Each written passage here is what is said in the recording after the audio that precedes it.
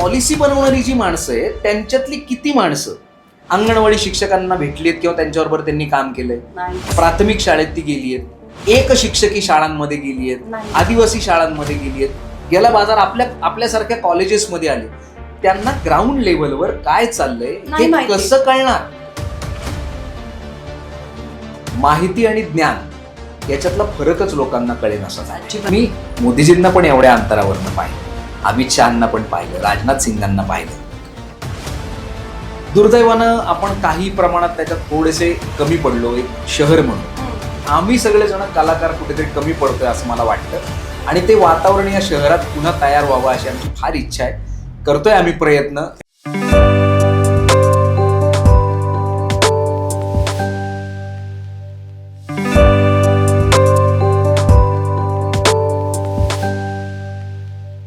नमस्कार. स्मिताज इन्साइट्समध्ये पुन्हा एका अशा पाहुण्याशी आपण गप्पा मारणार आहोत जो एका वेळेस खूप वेगळे रोल करतोय. शिक्षक आहे. बेडेकर क्लासेसचे संचालक प्रसाद बेडेकर आज आपल्या स्मिताज इन्साइट्समध्ये आलेले आहेत. तो स्वतः शिक्षक आहे, अभिनेता आहे, नाटक करतोय, सिनेमामध्ये काम करतोय, सूत्रसंचालन करतोय. काय करत नाही असं एकही क्षेत्र नाही आहे. आणि म्हणून आजच्या पिढीला एका माणसामध्ये एवढं पॉवर पॅकेज असणं हे काय असतं नेमकं, हे कोणतं पोटेन्शियल आहे हे कुठेतरी कळलं पाहिजे असं मला वाटलं. प्रसाद, आज मला पहिल्यांदा तुला हे विचारायचं आहे की सूत्रसंचालक, अभिनेता, नाटकात काम, शिक्षक, अरे हे एवढं सगळं जमतं कसं? एका माणसाला एवढं जमू शकतं? याच्यातलं तुम्ही जे मधली गोष्ट सांगितली ना, शिक्षक, ती गोष्ट मला जमल्यामुळे कदाचित मला असं वाटतं की मला या सगळ्या बाकीच्या गोष्टी जमल्या. आणि ते ज्या वेळेला तुम्ही करता, कारण शिक्षक ही एक अशी भूमिका असते ज्याला या सगळ्या भूमिका रोज कराव्या लागत असतात. फक्त मी काय केलं, मी त्याच्यातल्या या गोष्टी थोड्याशा बायफर्केट केल्या आणि त्याच्यामध्ये काम करण्याची सुरुवात केली, जे की मला जमत गेलं कारण हा बेस चांगला होता लहानपणापासूनच, म्हणून ते कदाचित जमलं असावं असं मला वाटतं. मग तू शिक्षक या भूमिकेत पहिल्यांदा कधी सुरू झाली तुझी ही भूमिका शिक्षक म्हणून? म्हटलं तर 2002 साली, म्हणजे ज्या वेळेला मी सेकंड इयर BA ला शिकत होतो त्यावेळेला मी पहिल्यांदा आमचे क्लासेस जे आहेत ते क्लासेसमध्ये शिकवायला सुरुवात केली 5वी-6वीच्या मुलांना. आणि ते म्हणजे असं ठरलेलं होतं आमच्याकडे की जसं इतर समाजांमध्ये त्यांची मुलं दुकानात बसायला सुरुवात करतात, तर तसं आमचं एक ठरलेलं होतं की बाबा first year second year BA ला तुम्ही गेलात की 5वी-6वीच्या मुलांना शिकवायचं. म्हणजे मोठ्या भावानी पण तशीच सुरुवात केली होती, मोठ्या बहिणींनी पण सुरुवात केली, तर नॅचरली मी सुद्धा तेच केलं आणि 2002 साली क्लास घ्यायला सुरुवात केली आणि मग आता जवळपास 23-24 वर्ष झाली. माझी मुलगी ऋतू तुझी विद्यार्थिनी होती आणि ती नेहमी म्हणते की सरांच्या क्लासमध्ये ग्रामर शिकायला खूप छान मिळालं, पण बाकी गोष्टी पण म्हणजे आम्ही 40 मिनिट हसतच असायचो की इतकं चैतन्य असायचं. म्हणजे हीच भूमिका तुला नाटकांमध्ये खूप कामाला आली असं मला कुठेतरी वाटतं की. नक्कीच. म्हणजे आता तुम्ही सांगितलेला अजून एक कोइन्सिडन्स, जशी तुमची मुलगी माझ्याकडे क्लासला होती तसं मी तुमच्या वर्गामध्ये होतो कॉलेजला असताना, त्यामुळे ते सर्कल आपलं तिथे कम्प्लीट झालं. आणि वर्गामध्ये मुलांना अभ्यासाचं शिकवण्याच्या बरोबरीनं त्यांना आयुष्यात जगण्यासाठीचं काय ज्ञान देता येईल याच्यावर कायमच आमच्या कुटुंबातल्या सगळ्या लोकांचा भर राहिला. कारण माझे आजोबा शिक्षक, माझे मोठे काका शिक्षक, माझे वडील शिक्षक, इतकंच नाही, माझ्या आईच्या 3 बहिणी शिक्षिका, बापरे, माझ्या आजोबांचे जे 2 भाऊ होते ते शिक्षक. सो आमची फॅमिलीच सगळी शिक्षकांची. आणि आमच्या घरामध्ये माझे बाबा काका किंवा आमच्या आजोबा जे शिक्षक झाले ते कोणीच या क्षेत्रात ठरवून आले नव्हते. एका वेगळ्या बॅकग्राऊंडमधनं ते आले, पण एक जगण्याचं माध्यम म्हणून आपल्याला येते म्हणून ते सगळेजण या क्षेत्रात आले. आणि मग त्यांना जगण्यानी ज्या गोष्टी शिकवल्या, त्या जगण्यानी शिकवलेल्या गोष्टी आणि अभ्यासातल्या पुस्तकातल्या गोष्टी याचं त्यांनी इतकं सुंदर कॉम्बिनेशन केलं, जे पाहत आम्ही लहानाचे मोठे झालो. आणि नॅचरली ते जे करतायत तसंच आपल्याला काही करता येईल का हा विचार आम्ही केला, म्हणून तो शिक्षणाचा एक म्हणजे पॅटर्न तयार झाला आमचा असं म्हणता येईल. त्याला बरेच जण बेडेकर पॅटर्न म्हणतात, तर तो तयार त्याच्यामुळे झाला. आणि तुम्ही म्हणालात जसं नाटकाचं, तर आता काय झालं की या सगळ्या गोष्टींच्या बरोबरीनं म्हणजे माझ्या तोंडाला पहिला रंग लागला तो आय थिंक बालवाडीत का पहिलीत असताना. बर. मी शाळेच्या गॅदरिंग मध्ये भाग घेतला होता आणि काय बरं एक गाणं होतं आमचं पोपटाचं काहीतरी. सो मी त्या पोपटाचा रोल केलेला होता. तर तेव्हापासनं ते सुरू झालं आणि मग ज्या वेळेला मी हे शिक्षक म्हणून जॉईन झालो तर मी त्याच्या आधी पण नाटकात काम करत होतो, पण कमी प्रमाणात, थोड्याशा प्रमाणात करत होतो. पण मग ज्या वेळेला ह्या दोन्ही गोष्टी एकत्र झाल्या त्याचा एवढा फायदा झाला मला, म्हणजे शिक्षक म्हणूनही फायदा झाला, कलाकार म्हणूनही फायदा झाला. समजून घेण्यासाठी शिक्षकी पेशा कामाला आला, नाटक समजून घ्यायचं. मग आता उदाहरणार्थ आता आपल्याला समजा एखादी कविता शिकवायची तर आपण त्याचा अभ्यास करतो, धडा शिकवायचा तर अभ्यास करतो. ते मला नाटकात कामाला आलं की बाबा मला नाटकात आता हा रोल करायचा, ठीक आहे आपण समजून घेऊ. वयानुसार ते वाढत जातं. आणि नाटकामध्ये काय कामाला आलं की बाबा बोलणं, जे की मी इकडे करत होतो किंवा काही गोष्टी शिकवताना आपल्याला ज्या काही मजेदारपणे मुलांना आवडतील अशा रंगवणं, हा, तर मग ते नाटकात आल्यानंतर त्याच्यातला वापर होऊन मग तशा पद्धतीनं स्वतःची डेव्हलपमेंट करण्याची संधी मला मिळाली. म्हणून मला ते खूप आवडलं दोन्ही आणि जमलं पण. बरं, पण मग नाटक करायची सुरुवात, म्हणजे नाटक तर करतोस पण हे नाटक करायची सुरुवात कधीपासून झाली? नाटक म्हणजे मी एकांकिका सगळ्यात पहिल्यांदा केली 12वीत असताना. म्हणजे त्याच्या आधी मी एकांकिका केल्या होत्या, पण आपण म्हणतो ना दौरा एकांकिकांचा, वेगवेगळ्या स्पर्धांना आम्ही गेलो. तर सलाम करो सलाम नावाची पहिली एकांकिका आम्ही केली होती. ती निमिष तोटे नावाचे एक लेखक होते, त्यांचं पायरीचा पाषाण या कथेवर आधारित आमच्या अमित वैचे नावाच्या मित्रांना ती एकांकिका लिहिली होती. ती आमच्या सगळ्याच ग्रुपमधल्या लोकांची अशी पहिली एकांकिका होती की जी आम्ही वेगवेगळ्या स्पर्धांमध्ये केली. मग त्याच्यानंतर सुरुवात झाली, एकांकिका झाल्या, मग नाटक झालं. मग 2005 साली मी सगळ्यात पहिलं राज्यनाट्य केलं. त्याच्या आधी एकदा केलं होतं पण त्याच्यात छोटासा रोल होता 4 साली. पण 5 साली मी त्याच्यामध्ये स्वतः मुख्य भूमिकेत होतो. असं एक नाटक आम्ही केलं, क्राईम पॅशनल नावाचं. ते नाटक इतकं वेगळं होतं मॅडम, माझी ते एवढी मजा यायची. त्या नाटकाचा विषय असे ते रशियन वगैरे पार्श्वभूमी असलेलं आणि कम्युनिस्ट बेस्ड नाटक होतं ते. मला काहीच माहिती नव्हतं, त्याचा अभ्यासच नव्हता. काय आपण शिकतो आपल्याला किती, त्यामुळे काय हे नव्हतं, ते कळायचंच नाही मला की कॉम्रेड बिमरेड हे कोणाला म्हणतात, त्यांची फिलॉसॉफी काय असते काय नाही. आणि मी असा तो एक रोल वेगळाच होता. तर त्याचं म्हणजे खूप चांगला त्याचा प्रयोग झाला. म्हणजे मी मध्यंतरी पण आमच्या एका विद्यार्थ्याला सांगितलं होतं, जो प्रयोगाची प्रॅक्टिस करत होता, इव्हन आरुषला सुद्धा सांगितलं होतं. एक वाक्य होतं त्या नाटकात. ते वाक्य असं होतं की गौतमदा हेच तर सांगत होते. त्याची म्हणजे बॅकग्राऊंड खूप मोठी होती, पण हे एक वाक्य होतं जे त्यांनी केलेल्या या सगळ्या कृत्याचा सार होतं. त्या एका वाक्याची मी कंप्लीट 15 दिवस रोज 3 तास प्रॅक्टिस करायचो. कस काय? आमचे एक सर होते संजय आढाव, त्यांना सगळेजण ब्रदर म्हणतात. खूप उत्तम अभिनेता नगरचा, ज्याला केशवराव दाते मिळालाय पुरुषोत्तमला आणि अनेक बक्षिसं त्यांना मिळाली. तर तेव्हा माझी त्यांची नव्यानं ओळख झाली. पण ते मला लहानपणापासून ओळखत होते, कारण बाबांमुळं वगैरे, किंवा ते विद्यार्थी पण होते बाबांचे. तर ते ज्या वेळेला प्रॅक्टिसला यायचे ना, तर त्यांच्या लक्षात आलं की हे पोरगं जरा बरं करते. मग त्यांनी माझी प्रॅक्टिस घ्यायला सुरुवात केली. ते असे समोर बसायचे आणि मी इथे असायचो. मग आमचा तो सीन होत सगळा ते करायचे. आणि आम्ही तेवढंच, त्यांनी मला त्याच्यासाठी एवढ्या गोष्टी सांगितल्या होत्या की शेवटी ते वाक्य कदाचित चांगलं आलं असावं, कारण आमचा मुंबईला फायनलचा प्रयोग झाला. म्हणजे ते असं नाटक होतं की ज्याला मला नगरच्या केंद्रावरही अभिनयाचं रौप्य पदक मिळालं होतं आणि अंतिमलाही रौप्य पदक मिळालं होतं. तर त्या अंतिमच्या प्रयोगाची अशी गंमत होती की यशवंतराव चव्हाण माटुंग्याला नाट्य परिषदेचं थिएटर आहे, तिथे त्याचा प्रयोग होता. आता राज्यनाट्य स्पर्धा असते, त्याला काही अशी खूप तुडुंब गर्दी नसते प्रेक्षकांची. प्रेक्षक होते 70 प्रेक्षक होते आणि 4 परीक्षक. बरं, आमचं स्वतःचं मुंबईला जाऊन करण्याचं पहिलंच नाटक, त्यामुळे ॲज अ लीड ऍक्टर म्हणून आम्ही आधी गेलो होतो, पण असं लीड ऍक्टर म्हणून करायचं मला खूप टेन्शन आलं होतं. स्वाभाविक आहे, किती 24 वर्षाचं होतो मी तेव्हा. आणि त्या प्रयोगामध्ये अख्खा प्रयोग जवळपास संपत आला आणि तो शेवटच्या सीनमध्ये प्रतिक्रियाच नव्हत्या लोकांच्या. पण मुंबईचे प्रेक्षक फारच अति चोखंदळ ना, आणि आम्हाला असं नाटक पडतंय का काय, आपलं प्रतिक्रिया नाही, टाळी नाही, दाद नाही, नथिंग वॉज देअर. आणि आम्ही इतके टेन्शन मध्ये होतो, पण आम्ही प्रयोग आमचा खणखणीत होत होता, आम्हाला कळत होतं. एक सुद्धा चूक आमची प्रयोगात होत नव्हती. आणि ते वाक्य झालं माझं त्या सीनला, आणि प्रेक्षकांमधनं एक प्रतिक्रिया, अरे यार, मला असं झालं की येस, आपण जे सांगायचं होतं आपल्याला म्हणजे एका त्यांनी मेहनत वाक्यात. घेतली आपल्यावर. नाही, या वाक्यातनं आपल्याला जे सांगायचं होतं ते लोकांपर्यंत पोहोचलं. आणि अर्थात आम्हाला कळलं की आमचा प्रयोग चांगला झालाय. नंतर रिझल्टही लागला. बहुतेक सगळ्यात कमी वयात अंतिमचं रौप्य पदक मिळवणारा मी नगरमधला पहिलाच कलाकार होतो. पण तो एक्सपिरियन्स मला खूप काही शिकवून गेला. आणि मग नंतर नाटक करण्यासाठी काय करावं लागतं त्याचा करेक्ट अंदाज मला आला. मी जवळपास आत्तापर्यंत 12 ते 13 राज्यनाट्य केली.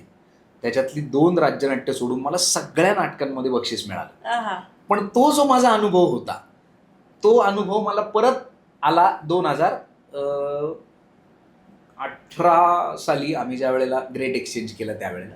पण खूप गोष्टी शिकवतं आपल्याला नाटक. त्याच्यातला तो एक अविस्मरणीय अनुभव होता माझ्यासाठी. आता तू मला एवढं सांगितलंयस की एवढे नाटकं केली आहेस, एवढ्या नाटकांमध्ये एवढे पारितोषिक मिळाली आहे, पण प्रश्न फिरून परत माझा बेडेकरांपर्यंत येतो की बेडेकरांचं तू आता सांगितलं आजोबा वगैरे, मग सगळ्या मावश्या, एवढं सगळं सांगितलं, एवढं शिक्षकी पेशाचं चाकोरीबद्ध जीवन जगणारी माणसं तुला नाटकामध्ये अशी खुली सूट देत होते? नाही, आमचं जगणं अजिबातच चाकोरीबद्ध नव्हतं. म्हणजे मी अत्यंत सुदैवी माणूस आहे. मी काय सांगतो सगळ्यांना, आमच्या घरात जरी असं हे सगळं असलं, मी सांगितलं ना की आम्ही कुणी ठरवून या पेशात आलो नव्हतो. ना माझे बाबा काका ना आजोबा.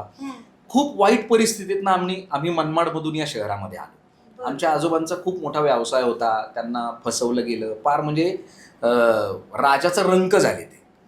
आणि मग या शहरात आलो. आपण आत्ता अशा प्रकारच्या जागेत बसलेलो तेवढ्या घरात ते राहिले. म्हणजे अशी वेळ असायची की सकाळी जेवण आहे तर रात्रीचं जेवण नाही. इतक्या गरीब परिस्थितीतनं हे शिकून मोठे झाले. आणि त्यामुळे त्यांना हे माहिती होतं की मला करायचंय काय, याच्यापेक्षा आपण समोरच्याला काय देऊ शकतो हे शिकतच ते मोठे झाले. आणि मग आम्हाला सगळ्या मुलांना त्यांनी कोणाला कधीही सांगितलं नाही की तू हेच कर तू तेच कर, अजिबात नाही. कारण अजिबात नाही, बंधन नाही. हा, घरातले संस्कार आणि शिस्त ती मेंटेन, त्याच्याबद्दल काही प्रश्न नाही. म्हणजे आमचे आजोबा होते तोपर्यंत आमच्या आजोबांचा शब्द प्रमाण, मग आजोबा गेले मग आजी होती, मग तिला सांगितल्याशिवाय आम्ही कुठेही जायचो नाही. किंवा आल्यानंतर तिला आलोय बरं का आजी, अहो कित्येक वर्ष, म्हणजे कित्येक काय, आजही माझी फी जमा झाली काय झालं मी आईकडेच नेऊन द्यायचो, आजही देतो. मला पैसे हवे असतील तर मी आजही आईलाच, माझी आई जर पैसे दे 100 रुपये. किती छान.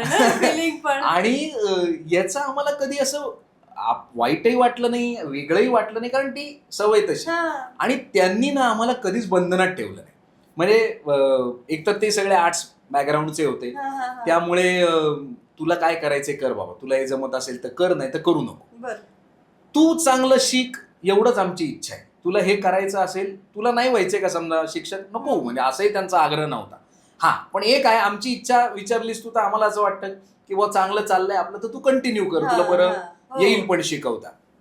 तू छान शिकवतो. नाही, त्याचा एक वेगळाच किस्सा आहे, तो तुम्हाला सांगतो. पण कधी आम्हाला त्यांनी बंधनात ठेवलं नाही ना, वडिलांनी ना आईनी ना काकांनी मोठ्या आमच्या, ते तर सगळ्यात जास्त कडक. म्हणजे आजही त्यांचे विद्यार्थी त्यांच्या समोर लवकर यायला घाबरतात, इतका त्यांचा दरारा होता त्या काळी. आजही तो आता सिंह म्हातारा झालाय आमचा, पण ठीक आहे. पण सिंह म्हातारा होत नसतो. तर मग आईबाबांनी आम्हाला हे न केल्यामुळे ना आम्ही खूप सुदैवी. आम्हाला बरं, बाबांना स्वतःला ना या सगळ्या गोष्टींमध्ये खूप इंटरेस्ट होता. बर, माझ्या बाबांची एक नाट्यसंस्था होती, नाट्यशाला. बाळकडू मग तर तसं पण आलेलं आहे, नाट्यशालाका म्हणून. फक्त झालं कसं की नंतर त्यांना माझ्या जन्मानंतर ती फार काळ रन नाही करता आली, कारण मग क्लासेसचा लोड वाढला वगैरे. नाहीतर मग ती कदाचित अजून लेगसी कंटिन्यू झाली असती. पण एनिवेज त्याच्यामुळे मग त्यांना हे सगळं माहिती होतं.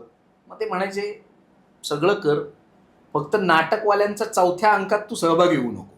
बर, नाटकानंतर आमचा एक 4था अंक असतो ना, तर त्याच्यात तू काही बाबा सहभागी होऊ नको. तेही सुदैवानं कधी झालं नाही, कसलं व्यसन लागलं नाही. आणि त्याच्यामुळे मग मला त्यांनी कधी बंधनही घातली नाही की बाबा तू हेच कर तेच करू नको. त्यामुळे मग घरातनं सपोर्ट, म्हणून मी म्हणतो ना मी खूप सुदैवी, मला कसलीही बंधनं नाही. संघर्ष असतात ना, कारण मुलांच्या आयुष्यात खूप मोठे संघर्ष होतात. म्हणजे इव्हन माझ्या बाबतीत पण मला जड गेलेलं आहे एकदम वेगळं. हटके मुलांनी करिअर निवडल्यावर आम्हाला ते पचवायला खूप जड गेलेलं आहे. अगदी खरं. म्हणजे तसं आम्ही नकार नाही दिला, पण होकार खूप घाबरून दिला. नाही, स्वाभाविक आहे. आई वडील म्हणून ती तुमची चिंता असणं काही त्याच्यात चुकीचंच नाही. पण काय होतं की जर तुम्हाला आणि एक वाक्य खूप फेमस आहे, तुमचं पॅशन प्रोफेशन मध्ये टर्न झालं पाहिजे तर हा. तुम्ही आनंदी राहता. हो. पण प्रोफेशन याच्यामध्ये प्रोफेशनलिझम हा शब्द दडलेला असतो. दुर्दैवानं लोकांना ते कळत नाही आणि जे क्रायसिस क्रिएट होतात हा, ना हा, हा. कलाकारांच्या आयुष्यामध्ये ते ह्याच्यामुळे होतात. तुम्ही बघा ना, किती कलाकार आहेत ज्यांना व्यावसायिकता कळते. हो, फार कमी. बहुतांश लोक आपल्या दृष्टीनं आपल्याला बिंडोक वाटतात. हा एवढं काम केलं आणि शेवटी भिकाऱ्यासारखा मेला. का बाबा? का? म्हणजे याचा अर्थ तुला ते प्रोफेशनलिझम कळला नाही. हा, ते जमवताच नाही आणि आलं मग ना. स्वाभाविक आहे ना मॅडम, उद्या जर समजा मला असं जर कोणी म्हणलं आणि मला जरी दिसत असेल तर मी कसा होकार देईन हो. आईबाप म्हणून? हो, आपण बरोबर विचार आहे. करणार. हो. पण ते आपल्याला आपल्यावर विश्वास पाहिजे, मुलांवर आपल्या, हम्म. आणि ते आपल्या घरच्यांनी ठेवला आपल्यावर म्हणून आपण सुदैवी. बरोबर. दुसरं काय. जसं तू शिक्षक म्हणून नाटकाचा तुला खूप उपयोग झाला, 100%. तसं या नाटकाने तुला अजून काय समृद्ध केलं तुझं जीवन, किंवा नाटकाने तुला काय दिलं? आत्ता मी जे तुमच्या समोर बसून करतोय ते मला नाटकाने अ, तो म्हणजे मला दिलेला कॉन्फिडन्स. बर. मी कायम सगळ्यांना सांगतो, म्हणजे माझे विद्यार्थी असतील किंवा माझे सहकारी असतील, तुम्ही नाटकात काम करा किंवा करू नका, पण ना त्या प्रोसेसमध्ये तुम्ही सहभागी व्हा. हा. ती प्रोसेस तुम्हाला माणूस म्हणून खूप चांगल्या पद्धतीनं घडवते, असं माझं म्हणजे एक्सपिरियन्स पण आहे आणि माझं निरीक्षण पण आहे. म्हणजे मी नाटकात काम करणं नट म्हणून इज अ डिफरंट थिंग, पण मी ना त्या प्रोसेसचा भाग असणं हे माझ्यासाठी कायम खूप महत्वाचं राहील. याचं कारण असं, तुम्हाला ना मॅडम सगळं करावं लागतं. हा.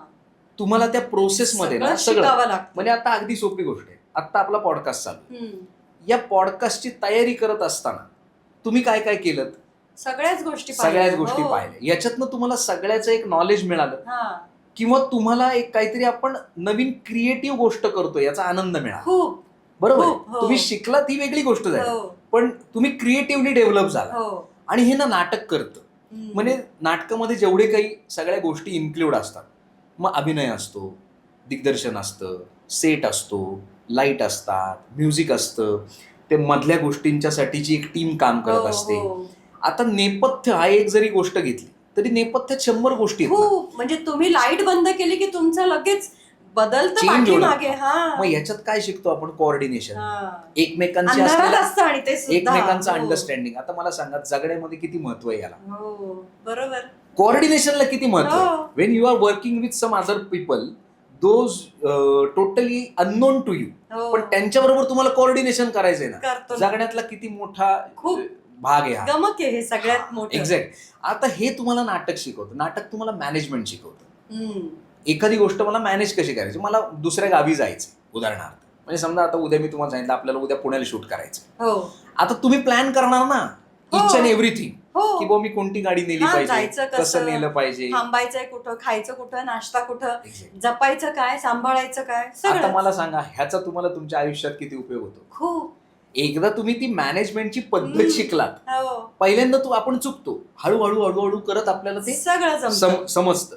म्हणजे मला चांगलं आठवत आहे अजून, अनसोंगच फार नावाचं नाटक केलं होतं. हा. त्याच्यामध्ये मी काम नव्हतं केलं, but I was a member of that team. हम्म. आमच्या सगळ्या मित्रांनी बसवलेलं नाटक होतं.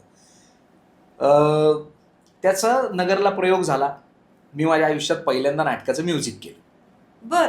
माझ्या घरचा स्पीकर बिकर होता, असा टेप नवीन हा, हा, घेतलेला. हा. म्हटलं मी एकदम भारी करतो, मला येतं, माझ्या त्या स्पीकरला सगळं कनेक्ट बिनेक्ट होतं. हा. आता मला हे माहिती नव्हतं की त्या स्पीकरला किंवा त्या टेप रेकॉर्डरला हम्म. तिथली जी लाईन आहे त्याचं ते अँपियर कनेक्ट होत नाही. हा. हा, बरं आम्ही काही चेक बिक केलं नाही, जाऊ प्रयोगाला, तिथं आधी वाजून बिजून पाहिलं, पण त्याच्या कनेक्शन मधनं आउटपुट जे बाहेर येणार होतं हम्म. त्या स्पीकरचं आम्ही काही टेस्टिंग घेतलं नाही.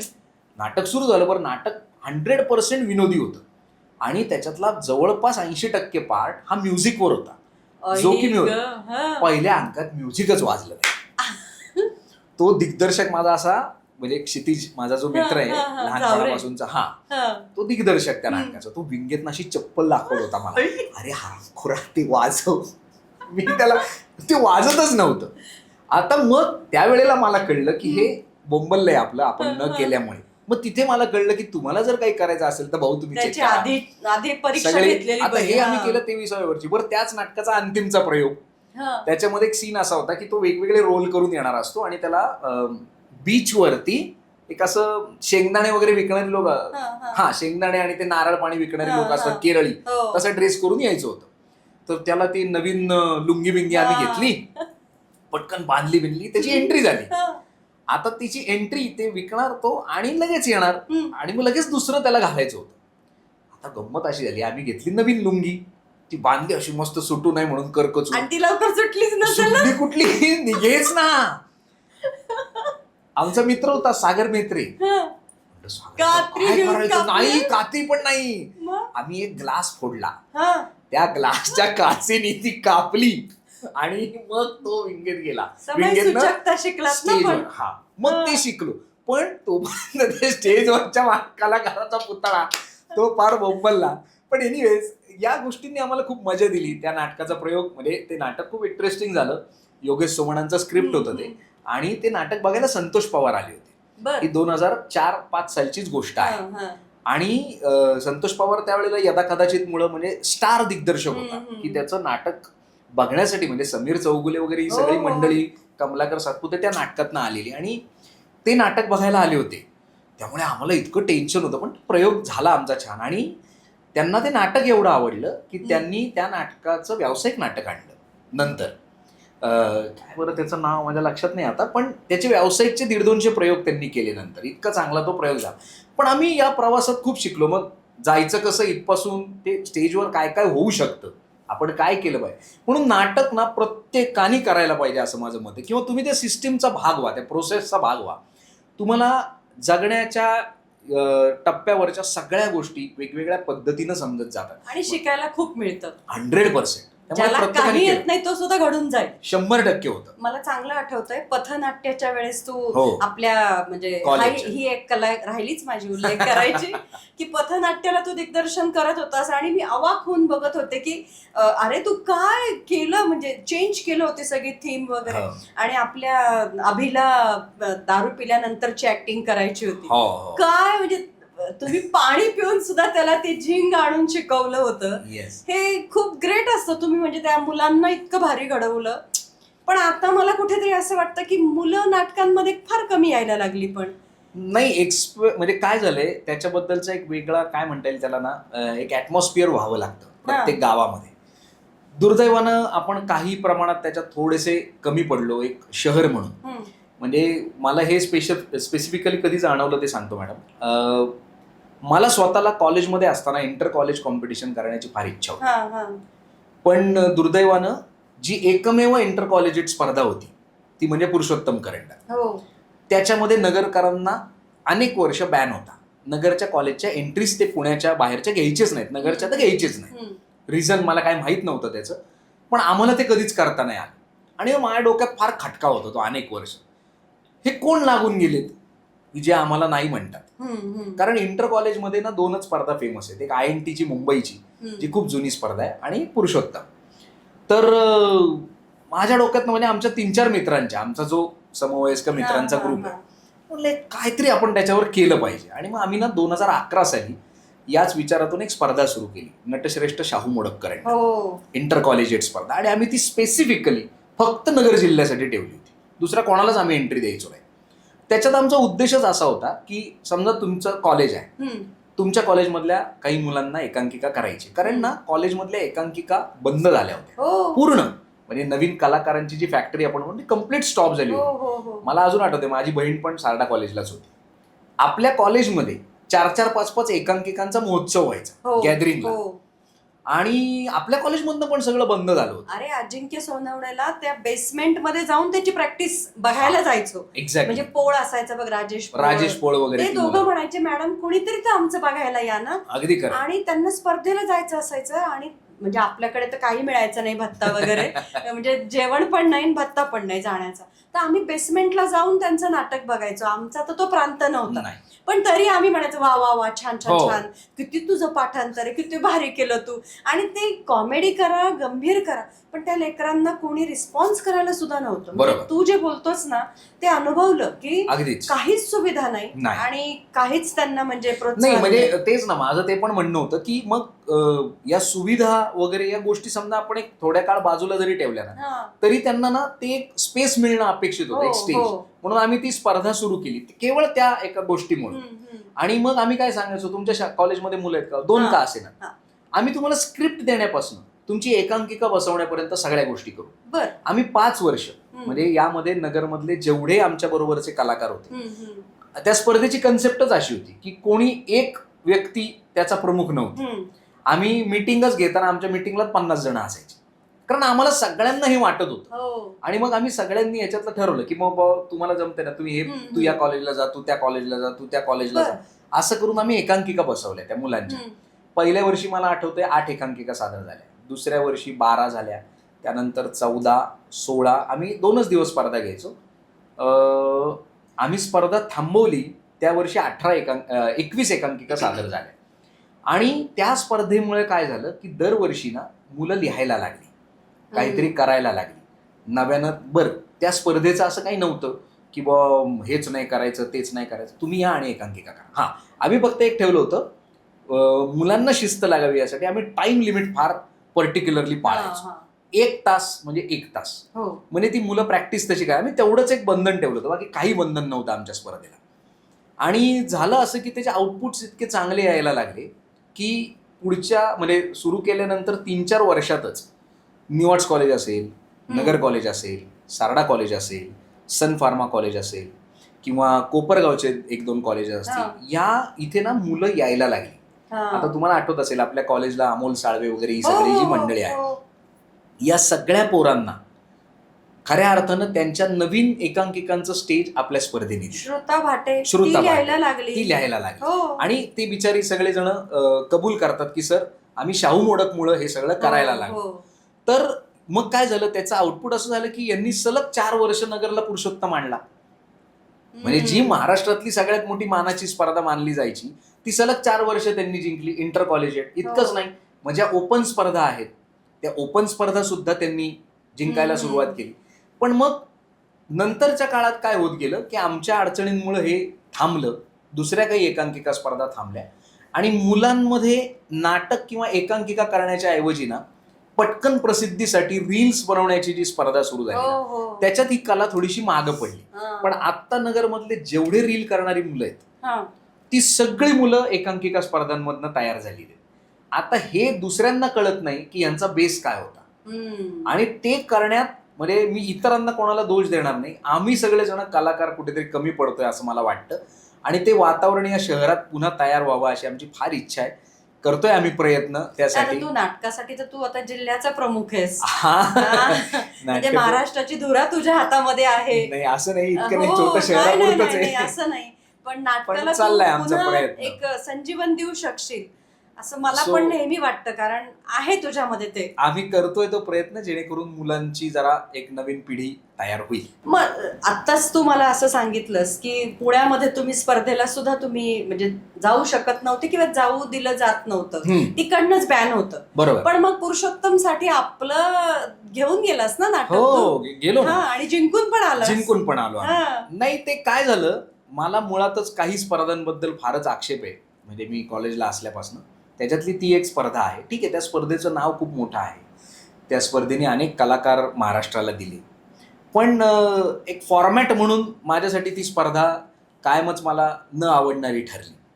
कारण अनेक आहेत त्याला, त्याची काही इथं या प्लॅटफॉर्मवर चर्चा करण्याची गरज नाही आपण, कारण त्याचं एक वेगळं स्थान आहे प्रत्येकाच्या आयुष्यात. माझं वैयक्तिक मत वेगळं असू शकतं. एनिवेज, पण मला कायम असं वाटतं की तुम्ही कोणतीही कला सादर करताना ना ती दडपणाखाली सादर करता कामा नये, कोणाच्या तरी भीतीनं सादर करता कामा नये, बरोबर, कुठल्याही नियमांच्या अतिनियमांच्या चौकटीत सादर करता कामा नये. कारण मग तिथे तुमची क्रिएटिव्हिटी, तिथे तुमचं इमॅजिनेशन हे सगळं थांबतं आणि तुम्ही नियमांमध्ये अडकता. नियमांमध्ये अडकणारी कला नसते, नियमांमध्ये अडकणारं एक प्रोसिजर असते. तर प्रोसिजर आणि आर्ट याच्यात फरक आहे खूप. आणि कला सादर करताना आपण कलाकार म्हणून आपल्याला कोणत्या वेळेला काय करावंसं वाटेल हे सांगू नाही शकत आपण. आणि म्हणून आम्ही सगळे नाटकवाले एकांकिकांचे प्रयोग म्हणतो, एकांकिकांची तालीम म्हणतो. मग ती का असते? कारण you should think and imagine every day something new, तरच तुम्ही कलाकार आहात ना. जर तुम्ही एकच धडा आपण रोज शिकवला तरी वेगळा वेगळा शिकवू शकतो. हो, शिकवू शकतो, त्याच्यातले अर्थ सापडतात. तसंच कलाकाराचं असावं. आणि परत बघा, तुम्हीच आता ते म्हणालात की शिक्षक आणि कलाकारामध्ये हे साधर्म्य असतं. जर तुम्हाला ते कळलं नाही तर तुम्ही चांगले कलाकार नसता. आणि हे आपण ज्या वेळेला आम्ही स्पर्धा ज्या वेळेला सुरू केल्या त्यावेळेला आमच्या डोक्यामध्ये हे सूत्र होतं आणि त्याच दृष्टीनं आम्ही या स्पर्धा केल्या. आणि मग त्याच प्लॅटफॉर्मवर तयार झालेली मुलं ज्या वेळेला पुण्याला गेली, मोठ्या स्पर्धांमध्ये गेली, ती जिंकून आली. कारण त्यांना ना तोपर्यंत ते कळलं होतं की आम्हाला काय करणं अपेक्षित आहे, आमच्या काय चुका होतात, आम्ही काय त्याच्यामध्ये बदल केले पाहिजे. त्याच्यासाठी त्यांना तो प्लॅटफॉर्म मिळाला. बरोबर. त्याचा फायदा झाला. ती मुलं आज बाहेर आली. म्हणजे तुम्हाला जर आठवत असेल की आपण सारडा कॉलेजमध्ये 16-17 नंतर हे सगळे नाटक बिटक उद्योग पुन्हा एकदा नव्यानं सुरू केले. किंवा इव्हन आपण एका स्पर्धेला गेलो होतो अभिवाचनाच्या. तोपर्यंत तुम्ही एवढे वर्ष लिहित होता, कविता करत होता, इतक्या उत्तम वर्गात शिकवत होता, पण तुम्ही या फॉर्मॅटमध्ये कधी प्रयत्न केला नव्हता. नाही, आम्हाला शिकावं लागलं. अभिवाचन म्हणजे जरी शिकावं लागलं तरी तुम्हाला त्याच्यातल्या ती जी गंमत तुम्हाला मिळाली एक साथ. ठीक आहे, आपल्याला बक्षीस मिळो न मिळो that is a different part, पण मजा आली. आपण ते करणं हे आजच्या या नवीन मुलांना का कळत नाहीये माझ्या समोरचा सगळ्यात म्हणजे मुलं संख्या मला कमी दिसते नाटकांमध्ये. त्याचं कारणच हे झालंय की त्यांना ना तो एक्सपिरियन्स घेण्यासाठी तिथपर्यंत नेण्याची जी प्रोसेस आहे ना, त्या प्रोसेसमध्ये थोडेसे काही काय म्हणतात त्याला फ्लॉज आहेत, ते जरा दूर झाले पाहिजेत. आणि आपण सतत एका गोष्टीला दोष देतो, तो म्हणजे मोबाईल. तर तो इतका म्हणजे आता दोषाच्याही पलीकडे गेलाय. कारण तुमची ना पेशन्स लेवलच संपली. ते इतकं पटकन पाहिजे आणि असं नाही होत. म्हणजे नाटक तुम्हाला जर करायचं असेल तर जसं मी तुम्हाला सांगितलं माझाच किस्सा, 15 दिवस एक डायलॉग कसं का सांगायचं या मुलांना. बरं, त्यांचे अनुभव जे जगण्याचे अनुभव आहेत ते इतके मर्यादित झाले, प्रत्यक्ष घेण्याचे अनुभव. म्हणजे आता समजा हे पान झाड आहे, मी जोपर्यंत याला हात लावत नाही तोपर्यंत मला त्याचं फिलिंग कळत. आणि दुर्दैवानं यांचे सगळे एक्सपिरियन्स जे येत आहेत ना ते या स्क्रीनवरनं त्यांना मिळतात, जे थोडेसे म्हणजे आपण असं प्रॉब्लेमॅटिक आहेत. कागदी फुलांना वास नसतो, तो सुवास तुला समजला पाहिजे ना, समजला तो फील झाला पाहिजे. मोगरा आहे की जाई आहे इथे फरकच नाहीये. तर मग तुम्हाला किस्सा सांगतो, त्याचा अनुभवाचा किस्सा. तुम्ही मोगऱ्याचाही शब्द काढला. आम्ही ना एक कार्यक्रम करायचो अभिवाचनाचा. काय बरं, त्या श्याम पेटकर म्हणून एक खूप सुंदर लेखक आहेत, त्यांचं एक पुस्तक होतं. त्या पुस्तकातल्या वेगवेगळ्या गोष्टींचं आम्ही अभिवाचन करायचो. माझं आता जरा तू मला वाचायला पण दिलं होतं माझ्या मध्ये. तर त्याच्यामध्ये ना एक मोगरा या विषयावरची काय म्हणतात त्याला ललित लेख होता. त्यांनी सगळ्या ऋतूंवर आधारित ते लिहिलेलं होतं. ऋतुस्पर्श त्या पुस्तकाचं नाव. फार अप्रतिम पुस्तक आहे. म्हणजे माझी सगळ्यांना विनंती आहे की तुम्ही ते पुस्तक आवर्जून वाचा. तर त्या पुस्तकामध्ये मोगरा हा ललित लेख माझ्याकडे आला होता. आता ही गोष्ट आहे 2007-8 सालची. बरं का, कॉलेज वगैरे झालेलं होतं माझं. आणि ना ते खूपच सुंदर आहे. म्हणजे त्याच्यात एक वाक्य आहे, सखीच्या केसात माळलेला मोगऱ्याचा गजरा मिलनाची ओढ सुंदर आणि सुगंधी करतो. आता सखीच्या केसात माळलेला गजरा काय सुगंधी करतो हेच मला कळेना. मी ते वाचायचो बरं का. नट म्हणून ते आपल्याला जमतं, ते मी शिकलेलो असतो ना आपण, तर ते असं समजून घेऊन मी वाचायचो. पण मी अगेन तुम्हाला काय म्हणालो होतं की ह्याचा स्पर्श अनुभव ते काही मला कळत नव्हतं की मला हे ना त्या इमोशननी का वाचता येत नाही. कालांतरानं 2009-10 साली यथावकाश मी प्रेमात पडलो, माझं लग्न विघ्न झालं. आणि मग नंतर 11-12 साली ना परत एकदा आम्ही तो कार्यक्रम केला होता. त्यावेळेला मी वाचलेला जो मोगरा होता तो 2007-8 सालचा आणि 2011 सालचा, याच्यात फार फरक होता. मग माझ्या लक्षात आलं की आपण जोपर्यंत गजरा माळला नव्हता तोपर्यंत आपल्याला ते काही कळलं नव्हतं. आणि पण तरी सुद्धा मॅडम म्हणजे ठीक आहे, तो तर प्रत्यक्ष अनुभव आल्यानंतरची गोष्ट होती. पण नटाला हा अनुभव नसताना सुद्धा तो अनुभव आपण घेतलाय हे इमॅजिन करून सादर करावं लागतं. आणि हे ते किती feel समोरच्याला समजावं द्यावा लागतं. लागतो. ते देण्यात मी त्या काळी यशस्वी ठरलो असेल. हो. पण माझं स्वतःच्या वैयक्तिक आयुष्यात असं झालं, अरे मी मूर्ख होतो राव, मी फारच वाईट वाचायचो. आणि म्हणजे अगेन पण आता हे कळण्यासाठी जोपर्यंत आपण काही गोष्टी करून बघत नाही तर ते कळत नाही. मुलांना जोपर्यंत ते स्टेजवर येत नाहीत किंवा या गोष्टीचा आनंद घेत नाहीत ना, त्यांना ते कळत नाही. मला आत्ता वाटलं होतं बरं का, मागे एक आम्ही बेसमेंटला एक प्रोग्राम नाटकाचा बघायला आलो होतो. आविष्कार ठाकूर आणि अजून कोणीतरी होते बघ, ते गौरी वगैरे गौरी वगैरे होते. आणि तो काहीतरी नवरा गेल्याचा काहीतरी एक अनुभव होता. मला त्यावेळेस ते खूप वाटलं होतं बरं का, की ही कशी म्हणजे अभिनय करणार. पण तू म्हणतोस तसं की तो वाचन आणि ते फील देण्याचं काम तिने भारी केलं होतं. त्यांना ते म्हणजे तो कन्सेप्ट त्यांच्यापर्यंत पोहोचवणं हे खूप अवघड असतं. आणि ना नट म्हणून ती किंवा दिग्दर्शक म्हणून ती ना भयंकर अवघड गोष्ट असते. आता ह्याच्यासाठी तुम्हाला ना थोडासा बॅकअप लागतो. मग आत्ताच्या मुलांचा प्रॉब्लेम तोच होतो, ते ना वाचतही नाहीत काही, त्यांचं वाचनच नाही. जे काय आहे ते सोशल मीडियावरचं आहे किंवा काय आहे. 90% वेळेला नाही, 95-98% वेळेला ते खोटंच असतं. पण ठीक आहे, एनिवेज ते जरी त्यांनी वाचलं तरी त्यांना ना ते सांगताना त्यांना कळेल अशा भाषेत कसं सांगायचं हेच आपल्याला हल्ली कळत नाही. म्हणजे तुम्हाला पण हा अनुभव रोज येतो. तुमच्या समोर बसलेल्या मुलांना त्यांना कळणाऱ्या भाषेत ही कल्पना कशी समजून सांगायची, फार अवघड गोष्टी येतात. आणि हे आत्ताच्या या जनरेशन मध्ये लॅकिंग आहे. त्यालाही काही काळ, एक 2-5 वर्षाचा जावा लागेल असं मला पर्सनली वाटतं. साधारण एक 2029-30 मध्ये ना ही फेज थोडीशी बदलेल. कारण आता परत थोडंसं जरा रिनोव्हेशन व्हायला लागलंय या सगळ्यांच्या ह्याच्यात. पुढच्या 2-5 वर्षात छोट्या छोट्या प्रयत्नांमधनं या गोष्टी बदलतील असा एक आशावाद आहे. उम्मीद पे दुनिया कायम तो नेहमीच असतो आपल्याकडे.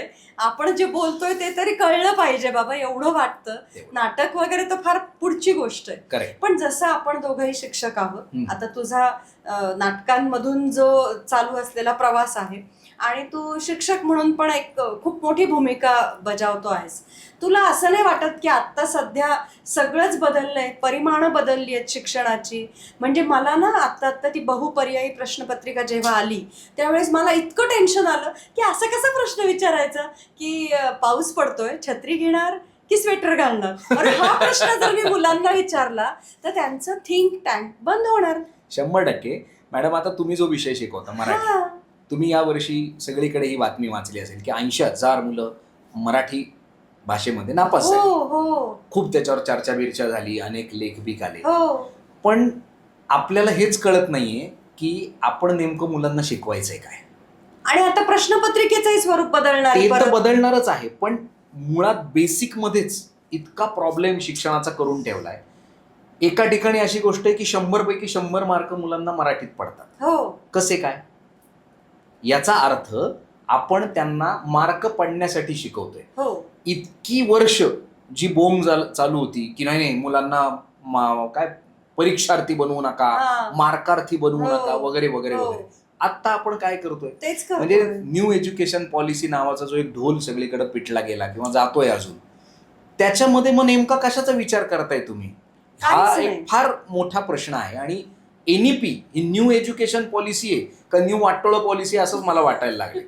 कारण त्याचा जर बेस तुम्ही एखाद्या 3-4 कोटी लोकसंख्या असलेल्या देशावरनं घेत असाल, म्हणजे मी ते वाचलं होतं की फिनलँड नावाचा एक देश आहे ज्यांचा एज्युकेशन मधला इंडेक्स सगळ्यात हाई आणि तो सगळ्यात चांगला देश जगातला मानला जातो. नो डाऊट, त्याबद्दल त्यांचं कौतुकच आहे. पण when you come into India, 140 कोटी लोकांच्या देशात जर समजा 30 कोटी लोक शिकत असतील, त्या 30 कोटी मधली आपण असं धरूयात की 5-6 कोटी मुलं ही प्राथमिक शिक्षण जर घेत असतील, त्याच्यामध्ये सकाळी रस्त्याच्या कडेला असलेल्या भिकाऱ्यापासून ते ज्या माणसाला दररोज 10 लाख रुपये मिळतात अशा रेंज मधली मुलं शिकत असतील, एखाद्या भारतातल्या राज्याच्या लोकसंख्ये एवढ्या त्या देशाची लोकसंख्या असेल, तुम्ही कसं मॅच करणार? ही व्हरायटी तुम्ही मॅच कशी करणार? आणि क्लिअर होत नाही. तुम्ही का करता आहात हे? हा एक म्हणजे एवढा जर आपल्यामध्ये डिफरन्स आहे तर you should develop on your on. बरं, पुन्हा अगेन पॉलिसी बनवणारी जी माणसं आहेत त्यांच्यातली किती माणसं अंगणवाडी शिक्षकांना भेटलीत किंवा त्यांच्याबरोबर त्यांनी काम केलंय? प्राथमिक शाळेत ती गेली आहेत, एक शिक्षकी शाळांमध्ये गेली आहेत, आदिवासी शाळांमध्ये गेली आहेत, गेला बाजार आपल्यासारख्या कॉलेजेसमध्ये आले. त्यांना ग्राउंड लेवलवर काय चाललंय हे कसं कळणार? आणि तुम्ही अचानक एका रात्रीत काहीतरी निर्णय देता आणि तुम्ही म्हणता हे करू नका किंवा हे करा. How it will possible? म्हणजे आज जर तुम्हाला काहीतरी करायचं असेल तर लगेच तुम्हाला म्हणजे आपल्याला रोज हा एक्सपिरियन्स आहे, शिक्षकांना शिकवण्याशिवायची काम म्हणजे शाळाबाह्य कामं असं आपण म्हणतोय. सगळेजण हा शब्द ऐकतात, पण ती काय कामं आहेत हे जर आपण एखाद्याला सांगायला गेलो त्याला झेपायचीच नाही. तो आपल्याला प्रश्न विचारतो, हे तुम्ही का करता? अगदी लगेच. मग आता त्याला उत्तर काय द्यायचं? बरं, पुन्हा ऑन द कॉन्ट्ररी जे आपल्याला ही कामं सांगतात त्यांना जर आपण हे विचारायला गेलो ते म्हणतात तुम्हाला काय काम असतं? तुम्हाला कामच नाहीये. या क्रायसिसमध्ये अडकलेलो आपण. विद्यार्थ्यांची ही अशी परिस्थिती, त्यांना कळतच नाही काय चाललंय. आणि येणाऱ्या काळात ह्या अशा कॉम्बिनेशनमध्ये एज्युकेशन कसं व्हायचं? ज्या देशाच्या म्हणजे एकूण बजेटच्या फक्त 6% रक्कम ही जर शिक्षणाला ते देणार असतील तर कसा तो देश मोठा होईल? कशाच्या गप्पा मारतोय आपण की $1 ट्रिलियन इकॉनॉमी जगातली? तुमचा बेसच एवढा कच्चा आहे. म्हणजे चायना सारख्या देशाचं आपण या बाबतीत उदाहरण घेऊन आदर्श घेतला पाहिजे की तिथल्या सरकारी शाळा असतील, तिथलं एज्युकेशन असेल, तिथल्या त्या लोकांची सिस्टीम असेल. आपल्या एवढीच लोकसंख्या आहे ना त्यांची. आपण त्यांची स्पर्धा कशाची केली? फक्त लोकसंख्येचीच केली. आम्ही चायनाला हरवलं. कशात? त्यांची 140 आहे, आमची 142 आहे. म्हणजे इतका जर मूर्ख विचार या सगळ्या वरच्या लेवल पासून असेल तर हे किती भयानक गोष्ट आहे. दुसरं एक म्हणजे मी आता काल परवा परत बातमी वाचली, तुम्ही प्रश्नपत्रिकेचं म्हणालात की 10 पानी प्रश्नपत्रिका आता 2 पानी करणार का? तर मुलांना दडपण. कशाचं ढेकळाचं दडपण येतं? आणि जर त्यांना दडपण येत असेल तर शिक्षण घेऊ नका. अरे आजकाल आलंय हे फॅट, डिप्रेशन, अमुक तमुक. आपल्या काळात काय होतं? यांनी शिकूच नाही. ज्या मुलांना डिप्रेशन येतं त्यांच्या आई बापांना म्हणा तुम्ही तुमच्या मुलांना पाठवूच नका शाळांमध्ये, त्यांना शिकवूच नका बाबांना. इतके लाडाचे काही तुमच्या वाचून आडलेलं नाहीये शिक्षण व्यवस्थेचं देशाचं. तुम्ही असेच राहा. आणि जर तुम्हाला लहानपणापासून या गोष्टींची सवयच होणार नसेल, तुम्हाला नकारच पचवायचं नाहीये.